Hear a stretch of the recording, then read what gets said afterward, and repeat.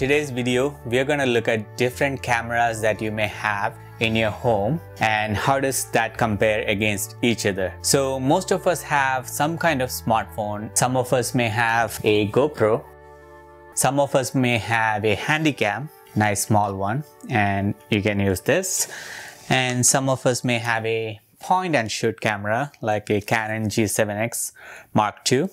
Some of you may have a DSLR like a full frame EOS R 90D or a Sony A6400. I'm going to compare all of this against each other so you can see the difference in quality if there is any. Alright, so the GoPro is set up. So now I'm going to take one camera at a time. Tripod. Alright, so this is the Canon EOS R. This is the full frame camera. I have a 24mm lens. We're going to use that and see how that comes up. So I'm going to set up all the camera here. And the shot is going to be just me sitting on the chair and reading a book. Alright, so in the EOS R, it's 4K, 24 frames per second. Maybe write something on the book.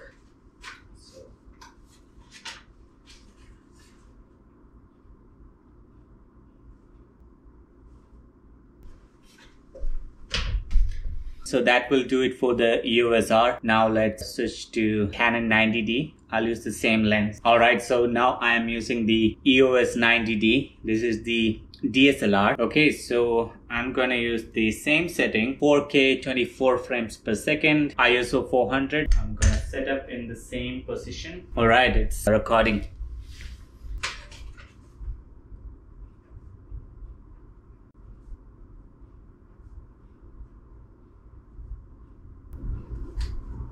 Alright, that's it on the 90D. I think I didn't do a good job coming closer to the camera on the EOS R. The reason I have to come closer so that it blurs out the background a bit because I'm closer to the camera and the background is far away. So that's one test I should have done with EOS R. Alright, all set.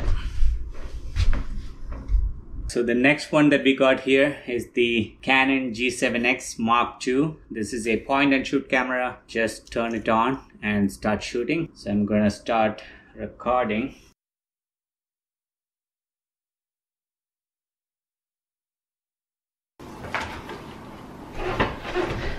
Alright, so for the G7X Mark II, and I can look at the flippy screen. That's the good thing about the G7X Mark II. Alright, now next step is the handy cam, the dendy bendy handy cam. Okay, let's get into it. Okay, as a bonus, I'm gonna add this camera into the mix because this is one of my favorite camera. Even though it's a pain to use because every time I had to go deep in the menu to find the setting. But once you know how to use the menu, how to find the right setting, this is an absolute beast. And paired with the, by the way, this is the Sony A6400 and paired with the Sigma 16mm f1.4. It's super awesome. This lens is f1.4, so I'm going to use that. And it's going to be too bright for this room. So I have a ND filter here, so I can adjust it. It's in the same position as the other cameras before. But because this has a 16mm, the other cameras had 24. So this is going to give a wider view, bigger screen.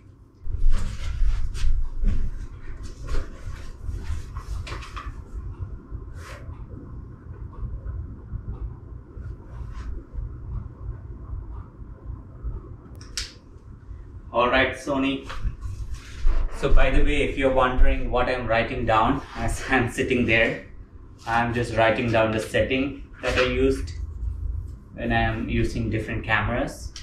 So that's all I'm doing. The reason I'm coming close to the camera is that you can see how much the camera blurs out the background. This is the Vixia HF R500.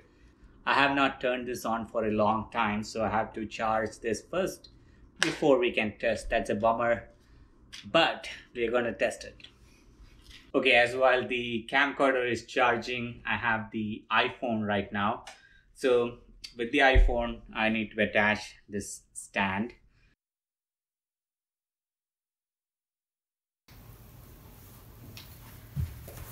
Alright, all done. So again, coming closer to the camera, I'm not sure if I'm in focus or not because I can't see the screen of the iPhone, but either way, so this is how it looks like when I come closer to the camera. Alright, now I think while the Handycam is charging, I can now switch to the GoPro and bring the GoPro at this location and see how that comes up. Alright, so now the GoPro Hero 8 is ready to be attached onto the tripod here. And by the way, I'm using the front camera on the iPhone because that way I can see my framing, and also you guys can see the quality, how the front versus the rear camera is. So I'm going to attach the GoPro here.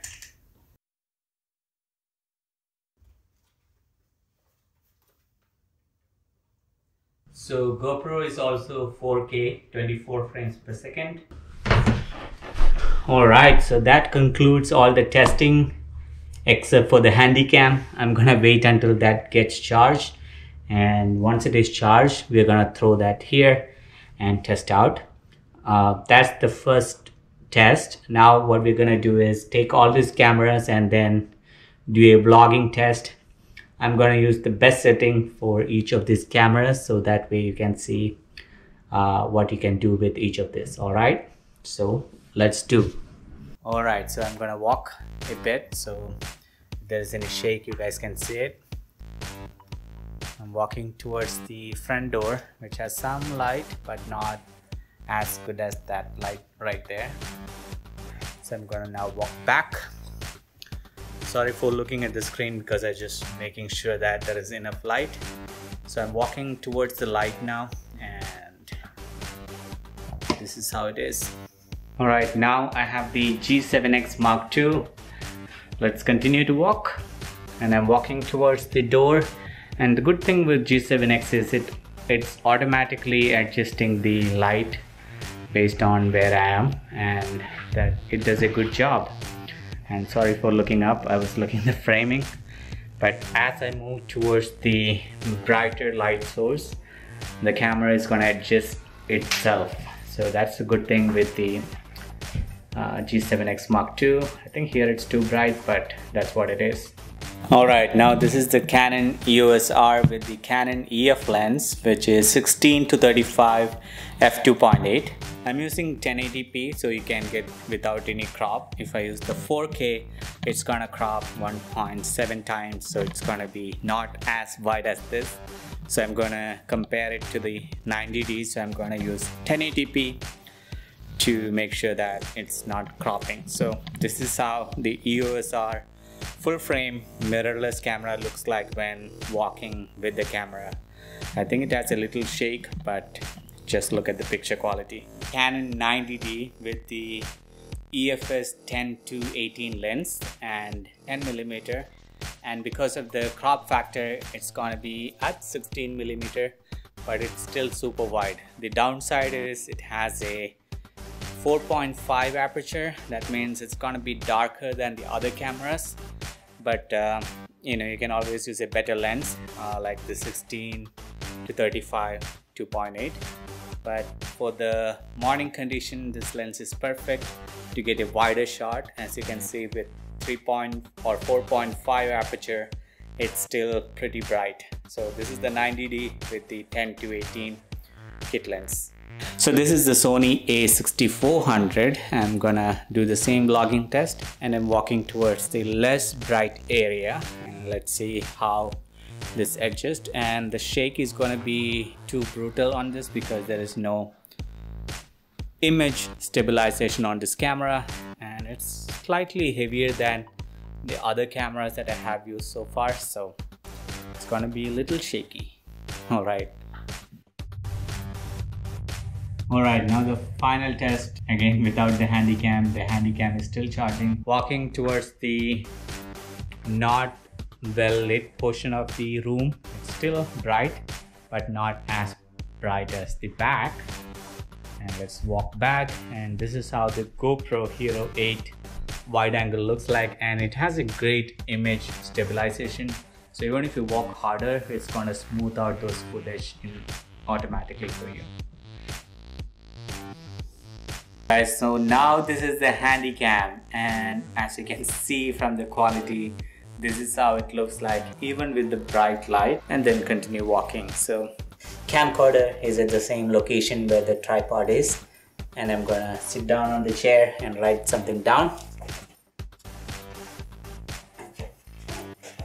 Alright, there you have it. It is the wide shot, and you already got the vlog style walking shot. So now let's get back to the computer and edit this all together. Hope that was fun to see all these camera qualities all together in one place. So if you're planning to use one of these for your YouTube video or for your home video or for fun, whatever it is, let me know which one you're gonna use and why. So I'll be interested to know your perspective. Put me in the comment section below which is the best camera that you liked based on my comparison here, and if you own any one of these yourself. Alright, see you in the next one. Enjoy. Bye.